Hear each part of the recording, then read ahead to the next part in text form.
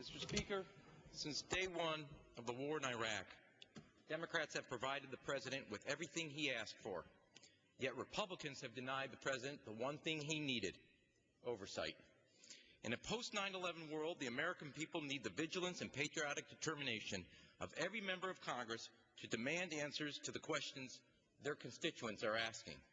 Instead, the Republican Congress sat and watched the administration make mistake after mistake after mistake. And don't listen to just one member of Congress.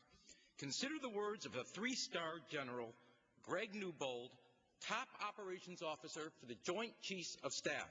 After a scathing critique of Secretary Rumsfeld, he says, "The Bush administration and senior military officials are not alone in their culpability.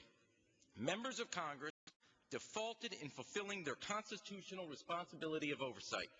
General Anthony Zinni, former commander of the U.S. Central Command in the Mideast: "We are paying the price for the lack of a credible plan or the lack of planning. 10 years of planning thrown away." Major General Batiste, who commanded 22,000 soldiers on the ground in Iraq, quote, "Rumsfeld and his team turned what should have been a deliberate victory in Iraq into a prolonged challenge."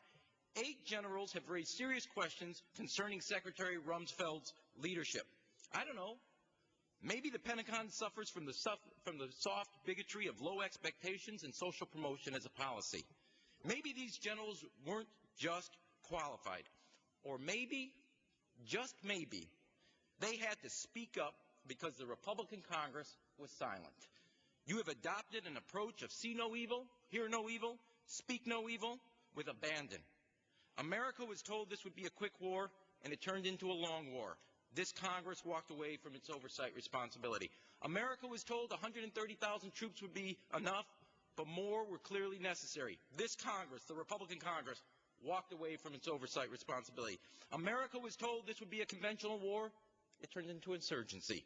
This Congress walked away from its oversight responsibility. America was told oil would pay for reconstruction.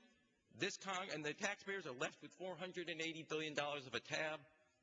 This Congress walked away from its oversight responsibility. America was told we would be greeted as liberators, but have become and treated like occupiers.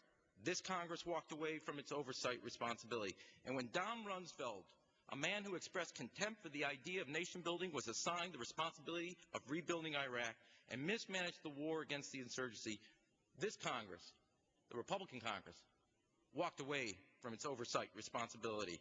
Mr. Speaker, the Republicans want to portray the great foreign policy challenge of a generation as simply the choice between more of the same or a new direction, and we Democrats welcome that.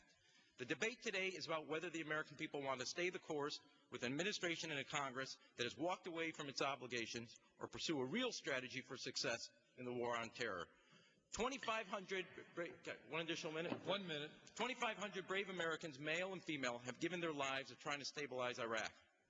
Last month was the bloodiest in Iraq's history. According to Major General Rick Lynch, attacks against civilians increased 80% since November 2005.